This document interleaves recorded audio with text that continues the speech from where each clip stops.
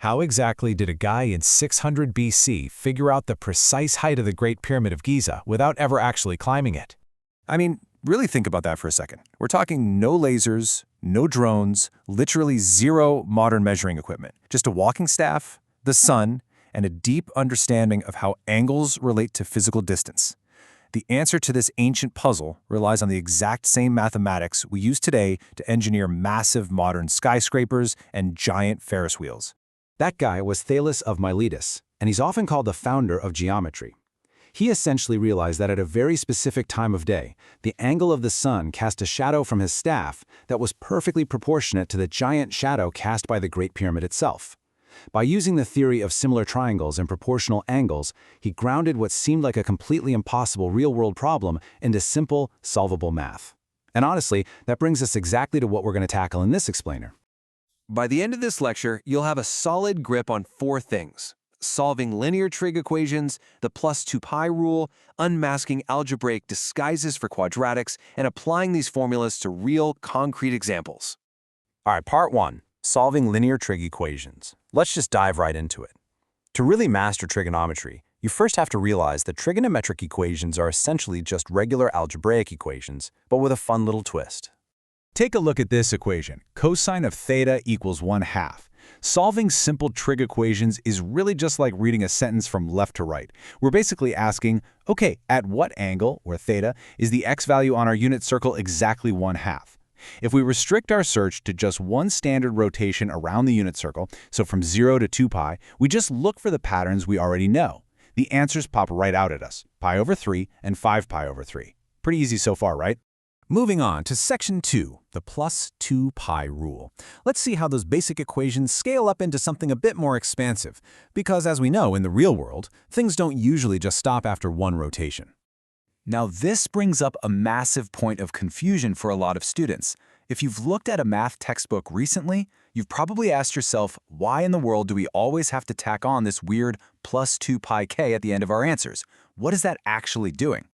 So here's the deal. Trigonometric functions are periodic. Imagine you're riding a Ferris wheel. You start at the very bottom, you go all the way up, and then you come right back down to exactly where you started. That one full, complete rotation is 2 pi radians. But if the Ferris wheel just keeps spinning, you're going to hit that exact same height over and over again, right? By adding plus 2 pi k, where k is simply just an integer representing the number of rotations, we're mathematically stating that there are actually infinite solutions every single time that wheel comes back around. Okay, section 3. When to use calculators. Finding neat, perfect fractions on the unit circle is great for tests. But let's be real. Reality is rarely a perfect fraction of pi. Sometimes we need a little digital muscle. But wait, stop right there. This is absolutely crucial. Before you even touch a single button, look at your calculator screen. Is it in degrees or radians? Forgetting to switch to radian mode is literally the single most common mistake students make when solving these equations. Always check your mode before you calculate. So let's say we've got an equation where sine of theta equals 0.8. Now that's not going to be on our standard unit circle. So we use the inverse sine function on our calculator, which spits out approximately 0.9273. But remember, your calculator is actually a bit narrow-minded. It only gives you an angle in the first or fourth quadrant for sine. Since sine is also positive in the second quadrant, you have to do the mental heavy lifting to find that second angle yourself by subtracting our decimal from pi. And of course, don't forget our Ferris wheel analogy. We got to slap that plus 2 pi k on the end to make sure we capture every possible rotation. All right, section 4, algebraic disguises for quadratics. Sometimes you'll come across trigonometric equations that look incredibly intimidating, like they look like complex quadratic nightmares. But I want to show you a little trick to see right through them. This is one of my favorite things to show you. Look at the left side. 2x squared plus x equals 0. You absolutely know how to solve that. You just factor out the x. Now look at the right side. 2 sine squared theta plus sine theta equals 0. Sure, it looks terrifying at first glance, but it is literally the exact same equation. The trigonometry is just standard everyday algebra wearing a disguise.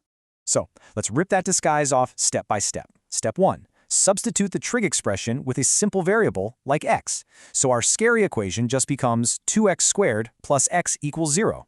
Step 2. Solve that basic algebra. Factor out the x, and you get x times 2x plus 1 equals 0. This means x equals 0 or x equals -1/2. Step 3. Put the disguise back on. Substitute sine theta right back in for x. Now we just have two very simple linear equations. Sine theta equals 0 and sine theta equals -1/2. Step 4. Solve for the angle using your unit circle. Just like that, a complex quadratic trig function is completely defeated.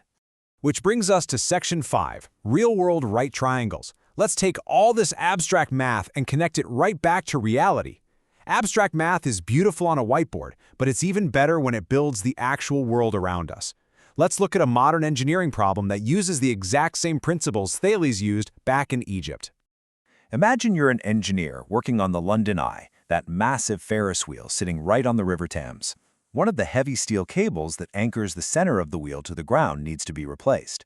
You know the center hub is exactly 69.5 meters straight up.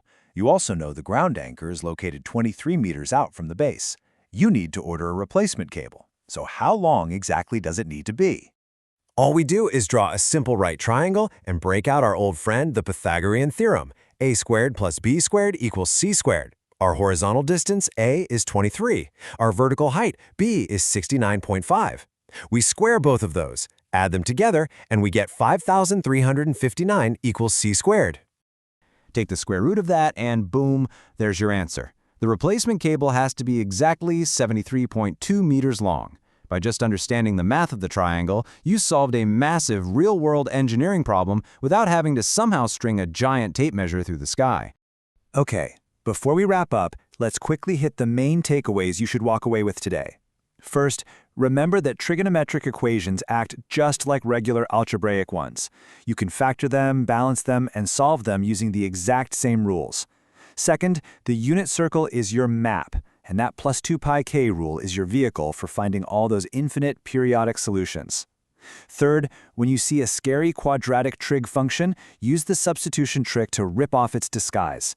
And finally, right triangles and trigonometry are the absolute keys to unlocking real-world engineering, from ancient pyramids to modern landmarks. We've successfully scaled the Great Pyramid today, and we've anchored the London Eye. But I want to leave you with a quick thought for our next explainer. If a simple understanding of right triangles and angles lets us measure colossal structures right here on Earth, how in the world can we use that exact same trigonometry to measure the distance to completely different planets in our solar system?